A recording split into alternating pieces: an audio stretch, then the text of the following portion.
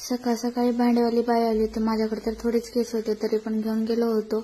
मला ना पोहे भिजू घालवण्यासाठी असं टोपले घ्यायचं होतं, तेच घेतलं होतं. मध्ये आल्यानंतर मॅडमचं काम तर चालू झालं होतं. उठल्यापासून कपडे सदरायचं आणि तेवढे शेल्फातले सगळे कपडे खाली टाकून येऊन खेळत बसली होती.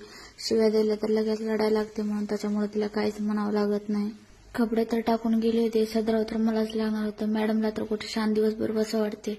बाहेर जाऊन पण असं काहीतरी नाटके करत बसली होती. तिला माझ्याकडे यायचं होतं, तरी पण तिने सारखं घसरून जात होती. त्याच्यामुळे तिने थीर यायला लागली होती. पण माझ्यापेक्षा तिच्यात दिमाग जास्त आहे बरं का. कसे तरी थीर आली होती माझ्यापाशी. आल्यानंतर थोडंसं घेतलं होतं, पण संध्याकाळचं स्वयंपाक तर करायचं होतं. पण अंड्याची भाजी करायची होती. तर चला मग तुमच्यासोबत पण थोडीशी रेसिपी शेअर करतो. मी ना सगळ्या अंड्याला उकडून मधून कट करून त्याला तेलामध्ये फ्राय करून घेतलो. त्याच्यानंतर कांदा फ्राय केलेला त्याला पण मिक्सरमध्ये धरून घेतलो. त्याच्यानंतर बारीक कट केले कांदा, 2-4 मिरच्या. मग गॅसवर बघणं ठेवून त्याच्यामध्ये 2 माप तेल टाकलो. कट केलेले कांदा, मिरच्या आणि कढीपत्ता टाकून त्याला चांगलं मिक्स करून घेतलं. थोड्या वेळ झाले की जे मी पेस्ट करून घेतलं ते पण टाकलो. ते सगळं चांगलं मिक्स करून गेल्यानंतर हळद आपल्याला लागलं तेवढं मीठ, मिरची टाकून घेऊन त्याला चांगलं परतून घेऊन मग थोड्या वेळाच्या नंतर आपले जे फ्राय केलेले अंडे होते ते पण टाकून गेलो.